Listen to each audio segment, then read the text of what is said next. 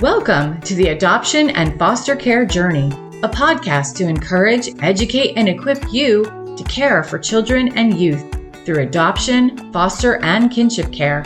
Hosted by an adoptive mom with over 22 years of kinship and adoptive parenting experience. She's on this journey with you. Please welcome Sandra Flach. For I know the plans I have for you, declares the Lord, plans to prosper you and not to harm you, plans to give you a hope and a future. That is, of course, Jeremiah 29:11, and I'm your host, Sandra Flach. Welcome to the Adoption and Foster Care Journey podcast, where it is my great honor and privilege to encourage and equip you for your parenting journey.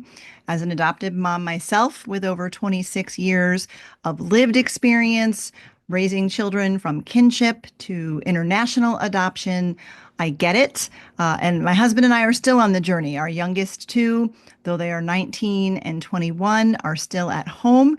And they are both, kids who've experienced trauma as well as both diagnosed with fetal alcohol syndrome. So I get the ups and the downs of this journey. I know how hard it can be. And at the same time, there is some joy along the way. And I hope that this podcast will be a regular encouragement and resource for you as you are on your parenting journey. So also, please subscribe to subscribe to the podcast or follow it, whatever platform that you listen to podcasts on. Leave us a review if you're listening on Apple. We appreciate that. Also, we have launched a couple of new social media pages just for the adoption and foster care journey. So we invite you to go over and like them, follow them on Instagram. We are AFC_journey, and on Facebook, it is just the Adoption and Foster Care Journey. So check us out there, find and follow us there. Would love to connect with you more. Today, we continue our National Adoption Awareness Month, or Foster Care Awareness Month. Excuse me, I'm so sorry. Foster Care Awareness Month, and we have been featuring, we are featuring all throughout the month of May foster families. Many of them have also adopted. So every year I like to do that and just really highlight those who are really on the foster care journey. And today I'm thrilled to have back with us Peter Mutabazi. Many of you may follow him on social media. He's got fabulous social media and just has such a heart for children in foster care. And he's back with us. We had him on a few years ago. And if you don't know Peter, he is an entrepreneur. He is an adoptive dad of 3 and has fostered more than 40 kids. He's the founder of Now I Am Known, a former street kid who has worked for World Vision, Compassion International, the Red Cross. Peter is a passionate and popular speaker, as well as the author of Now I Am Known, which when we had him back on had him on the show back a couple of years ago, he had just released that book. And now he has released a second book, just released this month.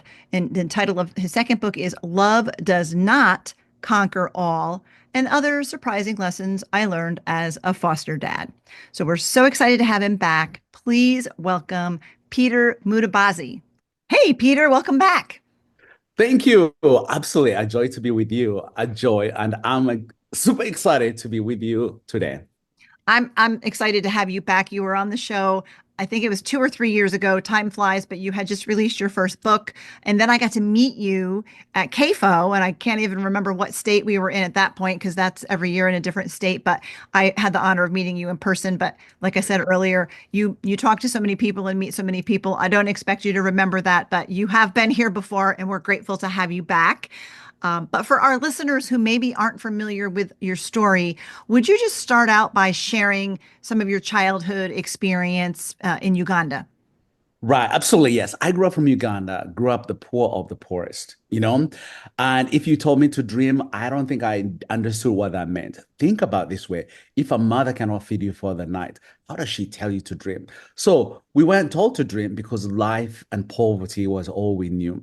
And then at age of 4, I began to realize that not only we're poor, but my dad was abusive at the same time. So you inside your home, it was dangerous. Outside your home, it was dangerous. So there was no hoping was more of like you don't want to let you down, by hoping was just not a good thing. And I ran out later, became a street kid. And while I was trying to steal from a stranger, that stranger saw the best in me when I didn't even know I had, and he changed my life. He gave me two options. I can feed you every week, or you can go to school where there'll be a meal. And I said, meals, Yeah. and that's how I went to school, not to be a teacher, not to be anything, but for me, because for the first time, someone said there'll be a meal, and that's why I went to school. And that was history. Not only did he change my life, but he truly put me in school. And I went to school in Uganda, went to school in England, and that's how I came to the United States through the kindness of one stranger. Yeah, the kindness of one stranger can really transform a life. We know that, right? And then I know there's another man who had a huge impact on you, Jason Johnson. And I Yes. remember talking about this at KFO and hearing that story because you had a conversation with Jason Johnson, I believe on a trip to Uganda, possibly. You were somewhere, and a conversation possibly about foster care. So tell us a little bit about how that conversation changed your life.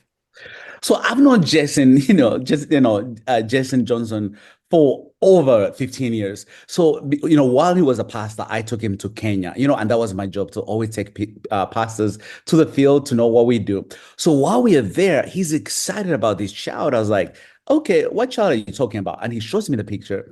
And all of a sudden I was like, wait a minute, you're black.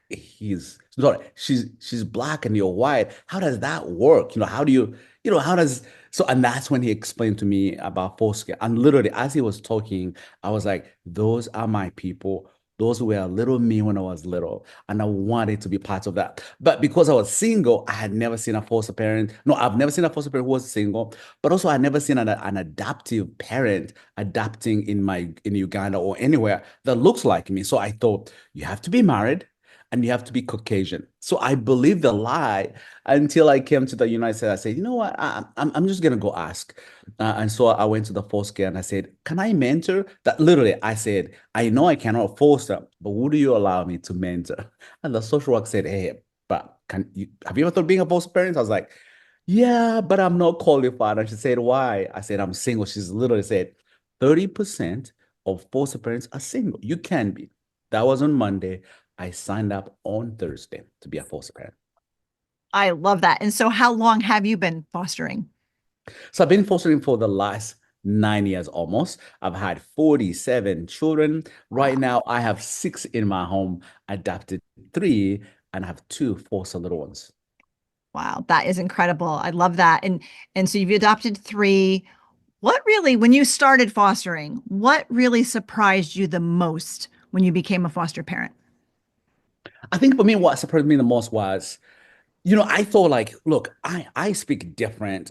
These kids have never met me. Like, how can they trust that I can feed them? How can they trust that they are safe in my home, a home they've never been? That was the surprising part. That I received the child at 3 in the morning. In the morning, he's like, "Hey, what are we having for breakfast?" I was like, "Wait, just that?" And he felt safe and he felt then. And for those, for that moment, I felt like I think in my head, I was trying to make it more complicated Mhm. than what the child was expecting. So for him, he felt safe. There was a dad, and he's like, yeah, what else can we do? And that truly, truly helped me. The other part that really changed my attitude was towards the bio parents. Again, I come from a world where my father was the worst. So I thought every person who treats children is that bad. So I equated my parenting, my dad's situation to every bio parent of every kid. And once I realized, like, wait a minute, that's not true. And that really helped me to see them as human beings, to see them like not every child who's in foster care that they had a bad parent. Along the way, something happened.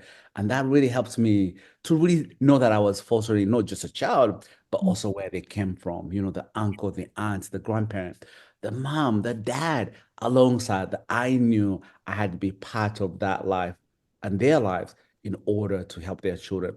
Also with the goal that they have to go back home, and bridging that gap was important for me. Yeah, I love that perspective. And so 9 years, you've adopted three of the children that you had fostered. So tell us a little bit, whatever you feel comfortable with telling us about them. How old are they now? How is that going? Yes, so you can think about, like, I have had 47 kids. The first one I adopted was I think number 12, so you can imagine, like, it took that while. But I think for me, I signed up to be a foster parent. Like, adoption wasn't in my books. It was there, but it wasn't something that I really was thinking about. To me, I knew the best gifts I could ever give to the child is going back home, and I also knew the mission of foster, like, it's temporarily, so for me, I did say, unless this child has no place to go, then I want to be their final home. So Anthony was my first one. He was 11. He was left at the hospital, and he came to me for just the weekend, and I was like, okay. And that Monday I got to know that, one, his option was to go to group home, and there wasn't, it was a failed adoption, so there wasn't anywhere else he could go. And I was like, I'll take him in, and truly been a joy. He turns 19 next week, which is really awesome. And then I have two siblings who I was supposed to have for the summer, but summer came and that didn't happen. A year later, there was no communication from the parents. So I thought, okay, what do we do next? And so the DHS here said, hey, there's no one else that is taking them. Would you consider being their parents? I was like, absolutely, and the other ones I adopted as siblings. So it's truly been a joy, absolutely a joy in every way, shape, form. And there were 4 and 5. They are now 9 and 10.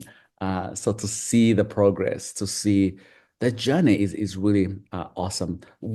And learning that Postgre is unpredictable. You don't go in with your plans, Somehow Right. you have to follow the plans of Postgre, and along the way there are turns, there are highs, there are lows, but all worth it, I would say.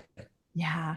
And the teenagers, interesting breed. I'm a mom of eight and five through adoption. So my oldest is actually going to be 36 and my youngest is 19. So I get the whole teenager thing. So what has that been like for you? Because you have littles and now you have Anthony's going to be 19. What has that been like? Oh dear. I also have Xavier. He's 21. Oh, that's right. Yes. I do follow your social media. So I have faith in you. Absolutely, absolutely. I mean, the teen, no one prepared me for a teen, and I think I had to adjust. Like, hey, I think I'm a more of a mentor than a wannabe dad when it comes to mentorship, and that really helped me. Our kids are awesome. That when you come alongside, when you believe in them, and also their trauma as they grow changes in different ways. And for me, that has been probably the most amazing thing to do. Like, if I could, I think I would take in only teenage. Like, if I could, right now, if I could go back and change, I would take in teens. Yeah. Why? Because most of them, they're the ones who are the least forgotten, but also too, who have such a short time that Yeah. they need every help that they can, and to know that, yes, they're 18, yes, they're 19, but they're really still so young, the way trauma affects them, they're younger than that. And to let an 18-year go live on their own, I don't know, Yeah. Yeah, I hear you because I have a 19 and 21-year-old and it's just not they're not ready to live on their own and that the trauma and my two youngest are they both are diagnosed with fetal alcohol syndrome. So that adds another whole level, in there. So there's a lot of support and a lot of just guidance and mentoring even as they get into their 20s and become young adults. They still need a lot of that support along the way. So I love the fact that you're doing that. You mentioned trauma. You yourself are no stranger to trauma and adversity. So how has your personal experience and healing helped you as you're caring for kids from hard places? So for me, I think, you know, for me to be successful, to grow to where I am, I needed to tackle the trauma that I endured as a child. I needed to forgive my parents. I needed to really hone in on, yes, it was my past, it was ugly, but I can use it as a foundation to do better for myself. And that's what helped me to be successful. And school was difficult at first, but the man who brought me in didn't really focus on my behaviors and my trauma. He focused on creating space for me to deal with it. And that really helped me. And there was no timeline, So once I became a foster parent, like the same way that I wanted to do for my children, that, hey, my job is not to take away the trauma.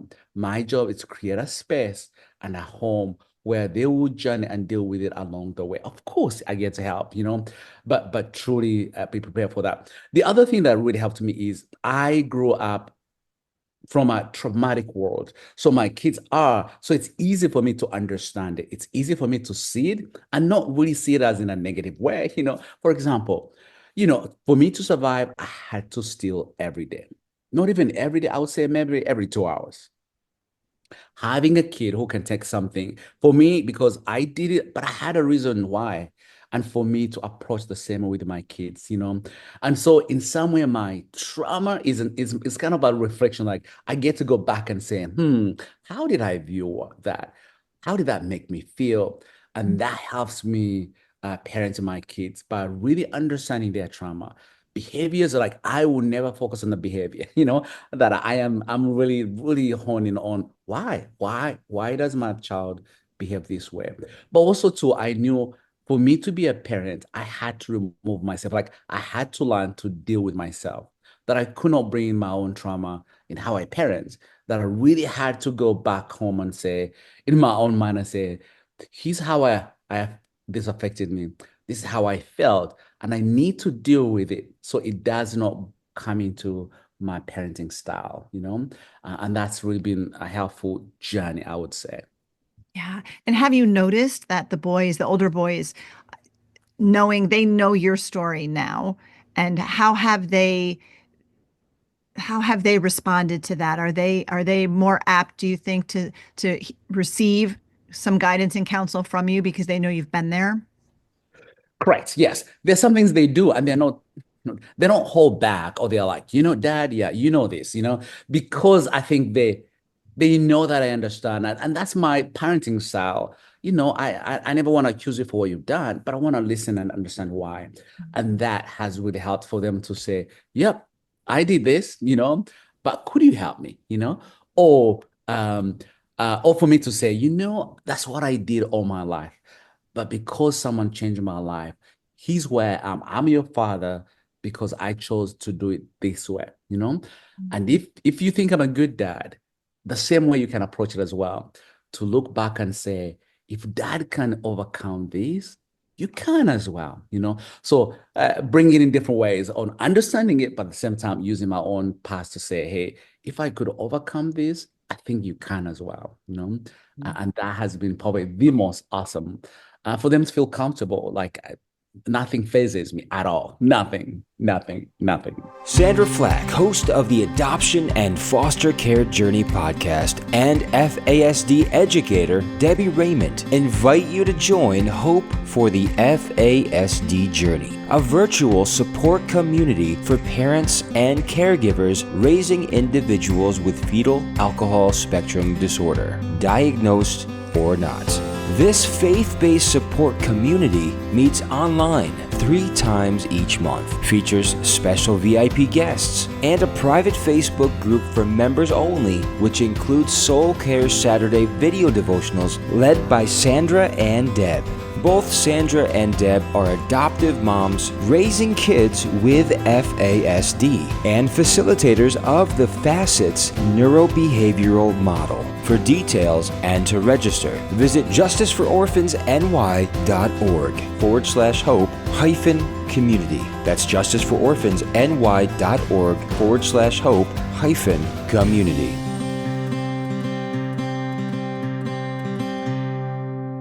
So, Peter, let's talk about your new book.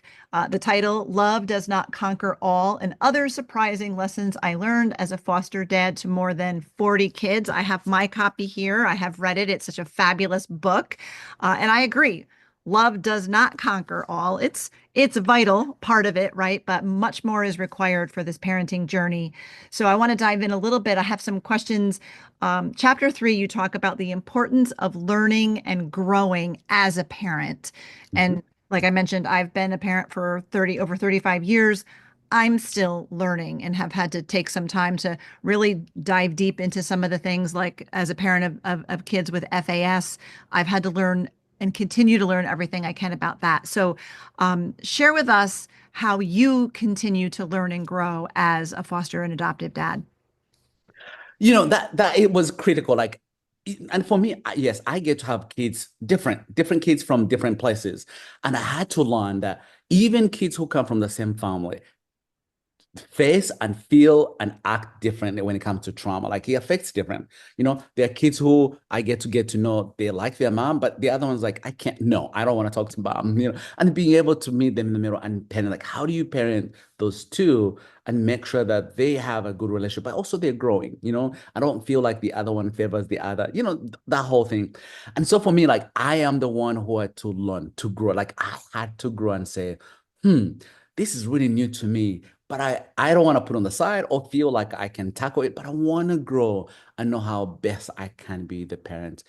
I never had a toddler, all of a sudden I have a toddler. I was like, oh, this is all new, but I could not approach it just the way I had the other who can dress themselves and tell me they're hungry, a child who can talk, can act it in crying and who knows what. I had to learn that way. So for me, being flexible and willing to always learn different ways, it really has been really helpful for me.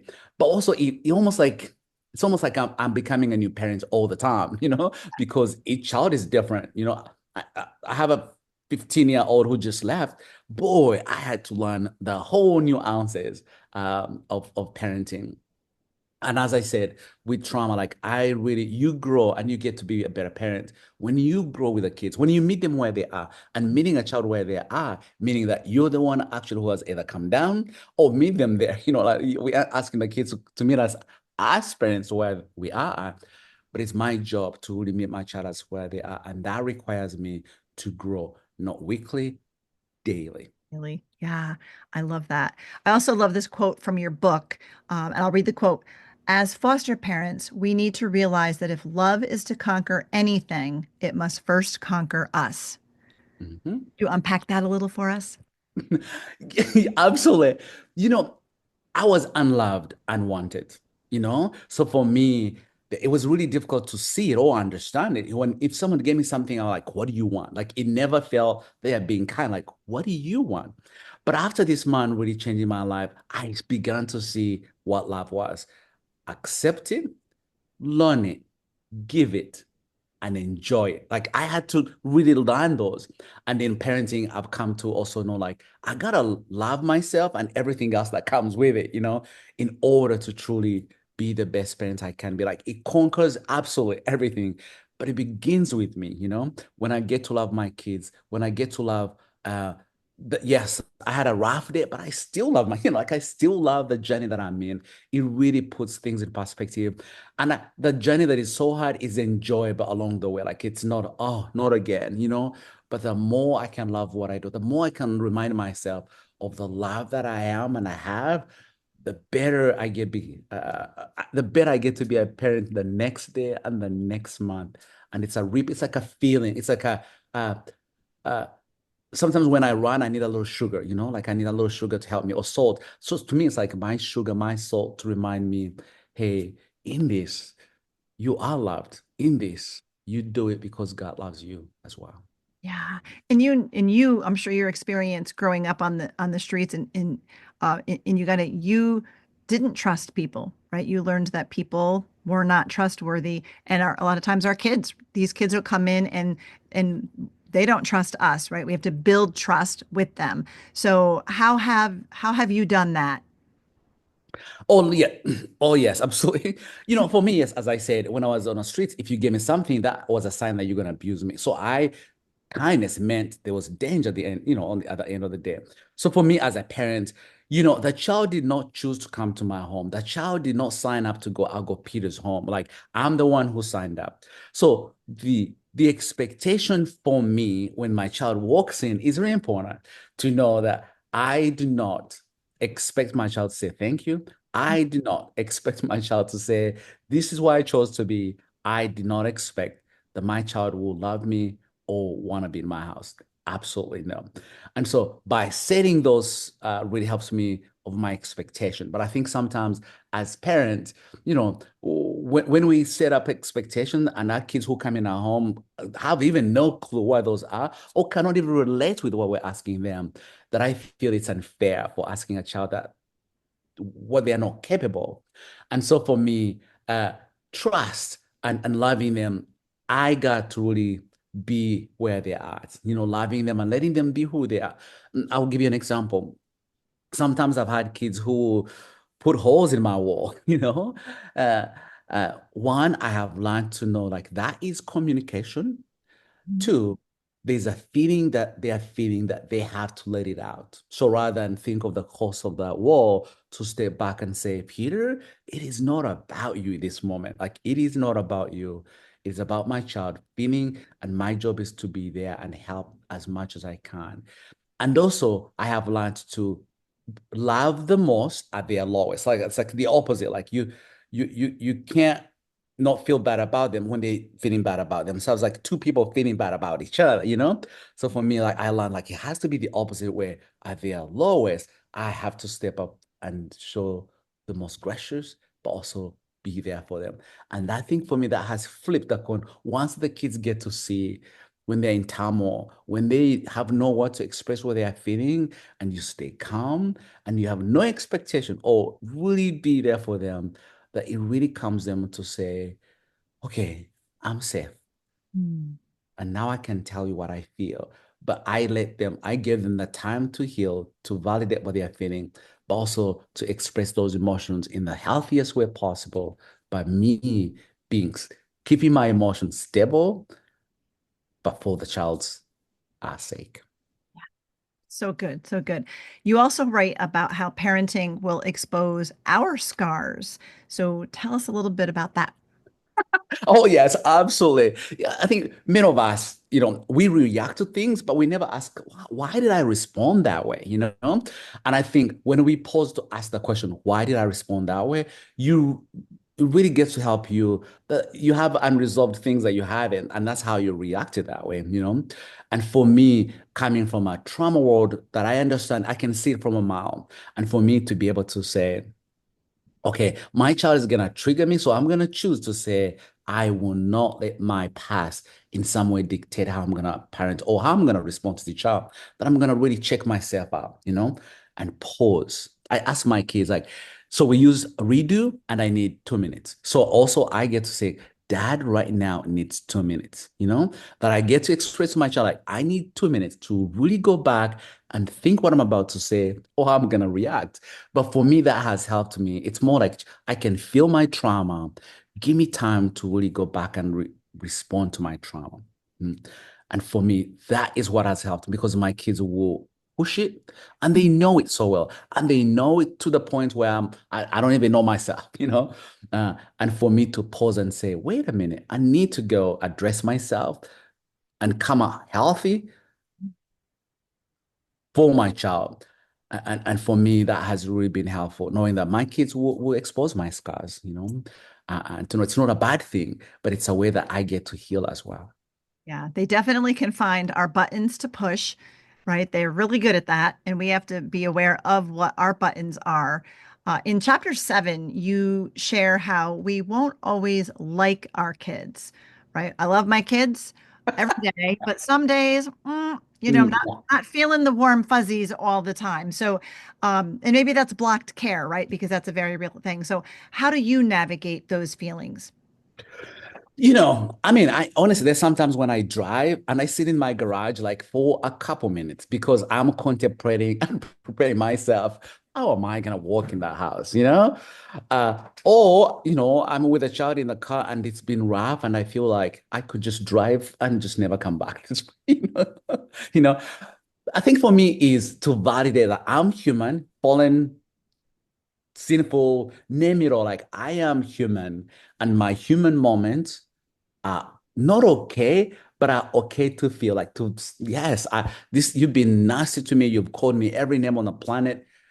Whew, that is tough. But that's human. But also there's feeling that I owe to validate. That is a legitimate feeling.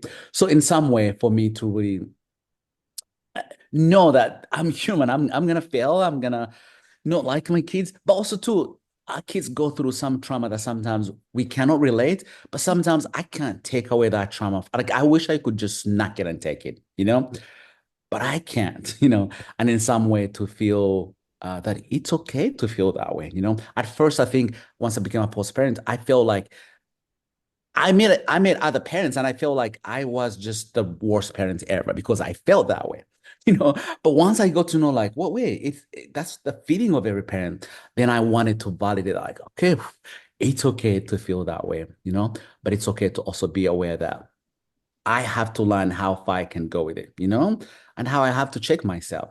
I don't want to. I've learned ways like if my children do something, I should never bring it back Right.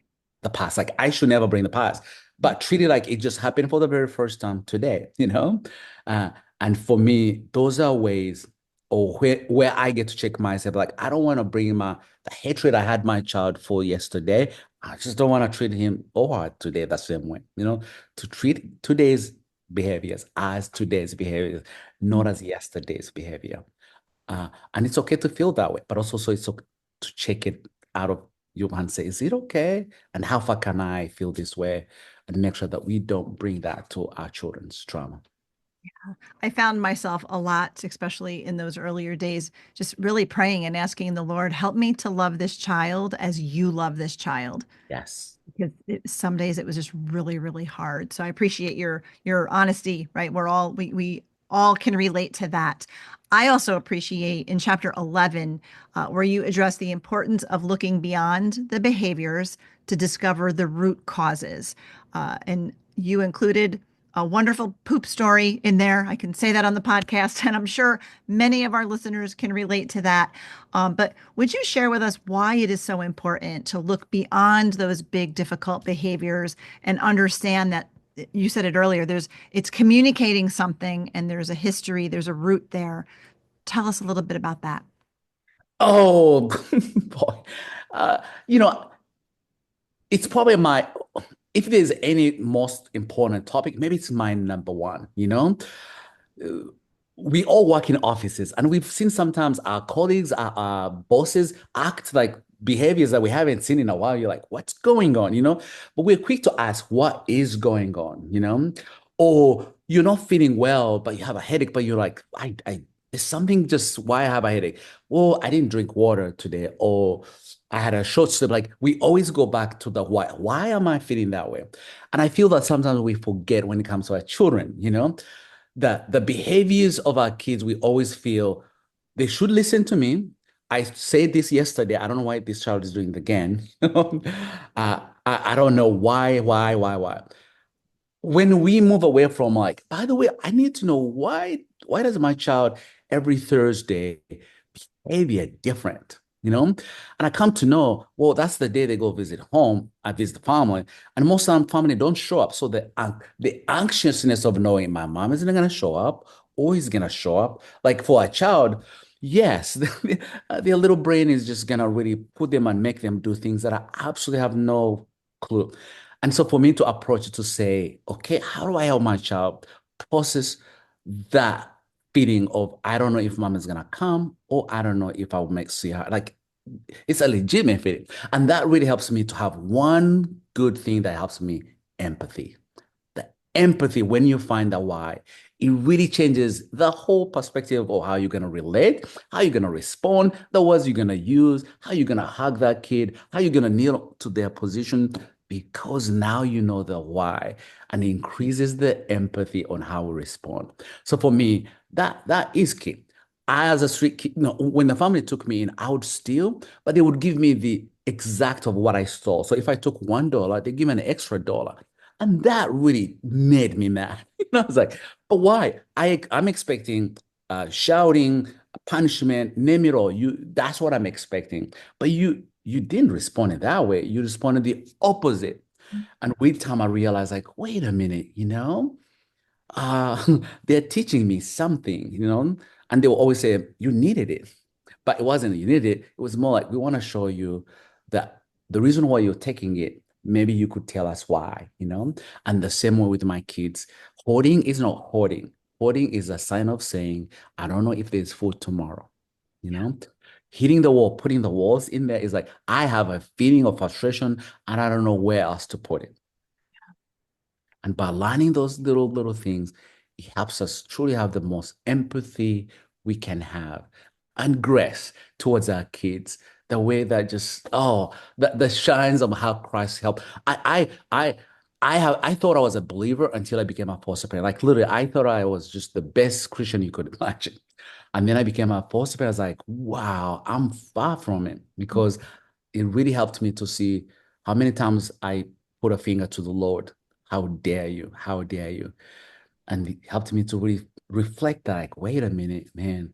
I got to go to my knees and humble and ask the Lord, help me be the best parent. Help me deal with myself. But also thank you that you love me so much that I can extend the same love to my child. Oh, I love that. So good. So good.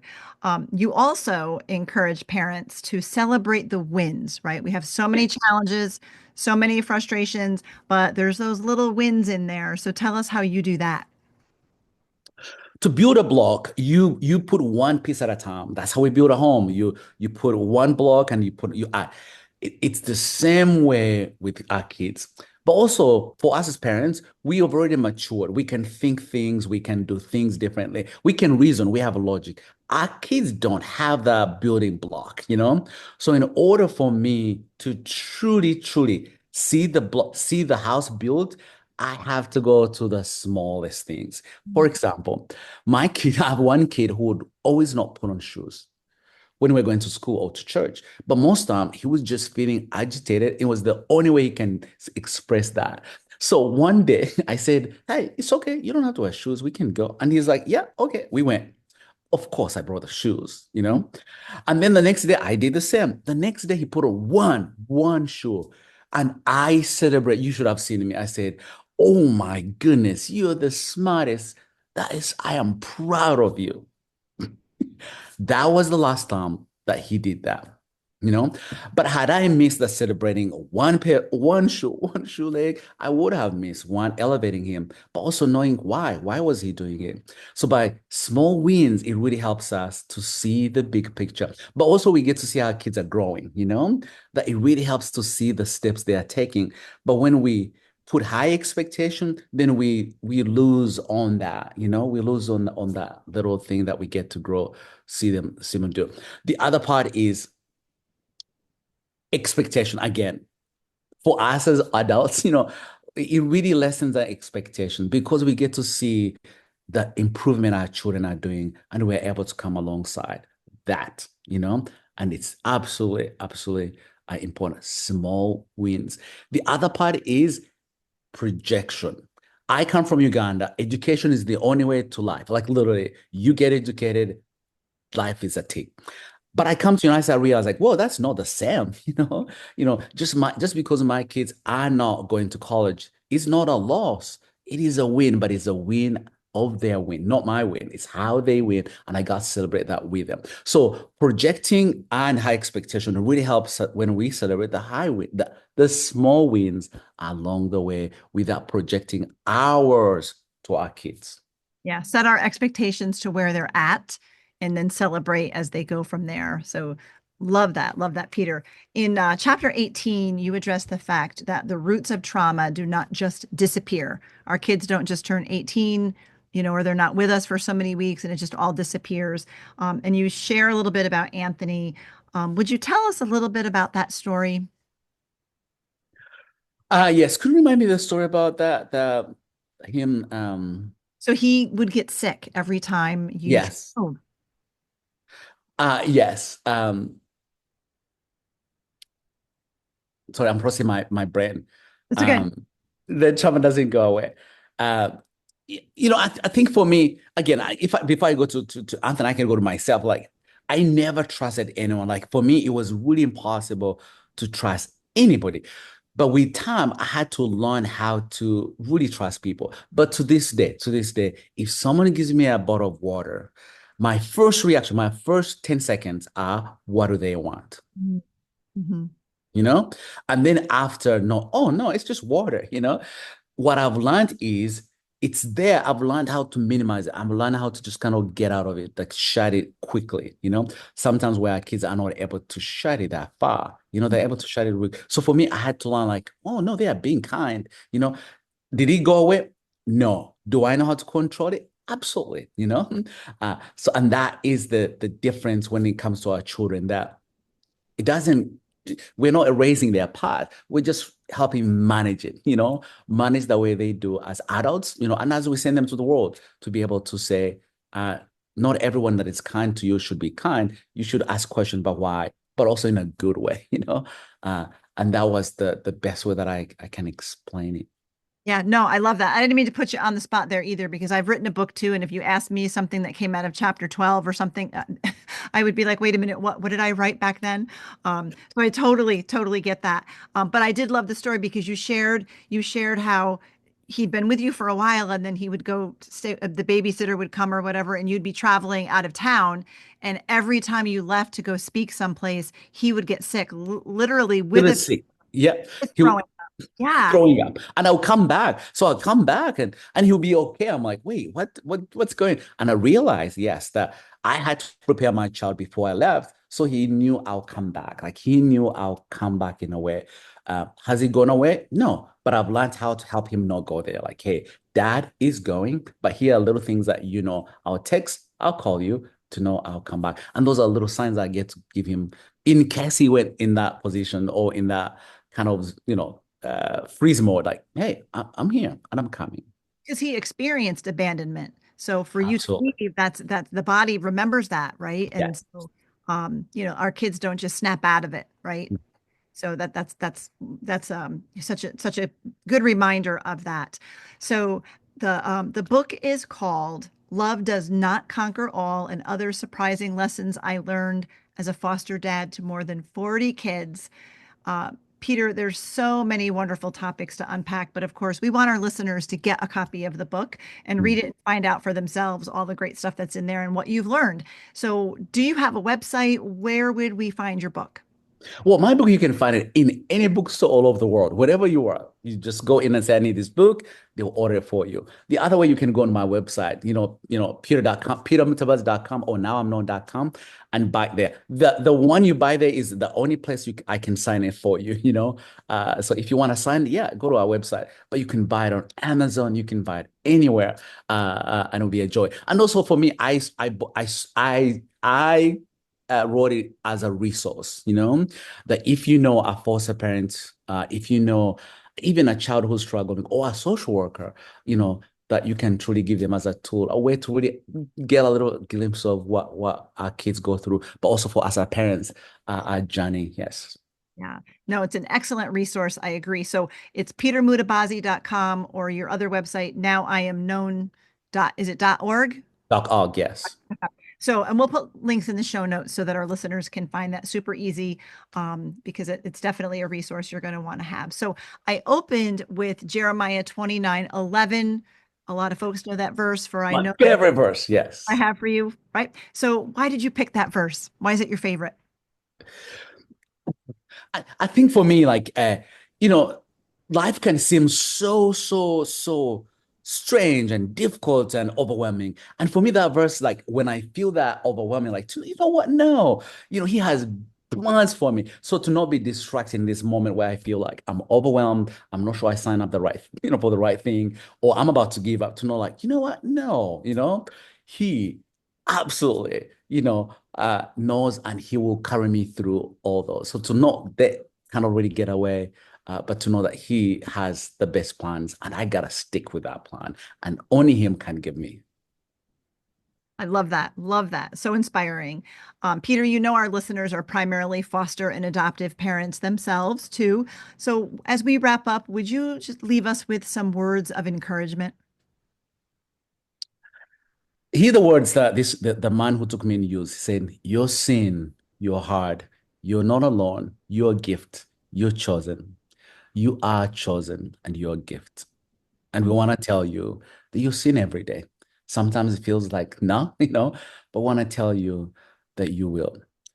One day, I know the Lord will, I don't know, I don't want to cry, but, he's going to come to you and say, good, faithful servant, for you did what you could do to the least of these. You're not alone. We appreciate you and we thank you every day. Love that. Thank you so much, Peter. Thank you so much for sharing your story with us today and for this incredible book. We're going to encourage our listeners to check it out, to get a copy. It's an excellent resource. And thank you so much for being on the show and for all you're doing for kids. Well, Sandra, thank you for using your platform for, to make our kids seen, heard, and known. We appreciate you. Thank you so much. What a great conversation with Peter Mutabazi.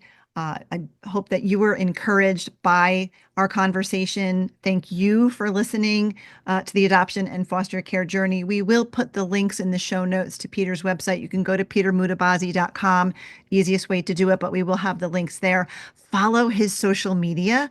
It's incredible. We'll put links to his social media as well. You'll be encouraged and inspired every day.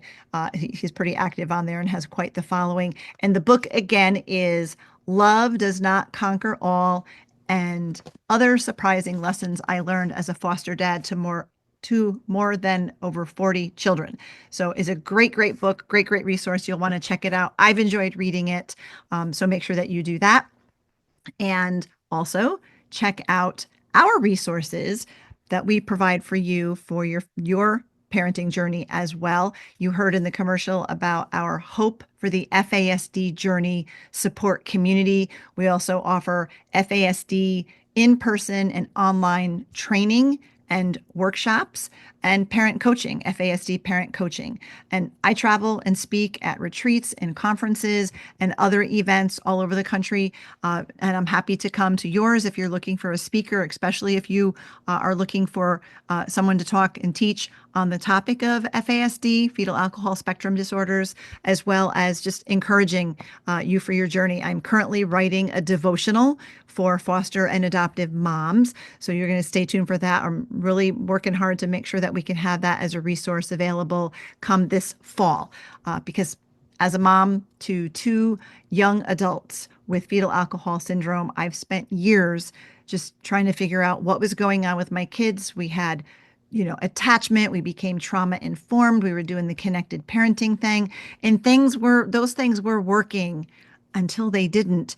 And that's when I took my deep dive into FASD. But I get the hard journey, and I'm passionate about equipping you for your parenting journey, not just in the encouragement department, but also training you and helping you to understand FASD. Like over 80% of kids in foster care and adoptive placements and kinship care have been prenatally exposed to alcohol, which impacts the brain. It alters the brain function and structure. So I teach all of that, and I'm hoping, I know that you will need that training. So I hope that you will check that out. Every month I offer a free 1-hour online intro to FASD workshop that you can hop on different times of the day, different days of the week. Every month I try to stagger it so it's always available at a time that would be workable for your schedule. I also offer a 3-hour session every month as well, where we take the introductory session and go a little bit deeper. So check out those resources that we offer on our website. You would go to justicefororphansny.org, and there you can sign up for the support group, any of our upcoming trainings that we're having, and the parent coaching if you're interested in that. So you can check that all out there. Again, that's justicefororphansny.org. And I do blog, and right now I'm blogging at sandraflach.com. So you can go to my personal website there. We are working to kind of put everything all in one location so it's less confusing. So that's coming, and I'll make announcements when that's available and ready for you. Again, of course, please subscribe and follow this podcast. If you like to watch your podcasts and happen to see what my hair looks like on any given day, we do post the video version of this podcast on YouTube under the Justice for Orphans YouTube channel. So you'll want to check that out there. And again, make sure you're finding us on social media, our new pages. You can find us on Facebook at the Adoption and Foster Care Journey, and on Instagram at AFC_journey. So that brings us to the end I'm so grateful that you spent your valuable time with me today, and I'm thrilled to have you along for the journey. Thank you for listening to this episode of the Adoption and Foster Care Journey podcast, brought to you by Justice for Orphans. We hope you were encouraged today. Please be sure to subscribe to this podcast and leave a review, and share it with your fellow foster and adoptive parent friends so they can be encouraged too. Be sure to find and follow us on Facebook and Instagram at Justice for Orphans, and check out our website for vital resources at justicefororphansny.org.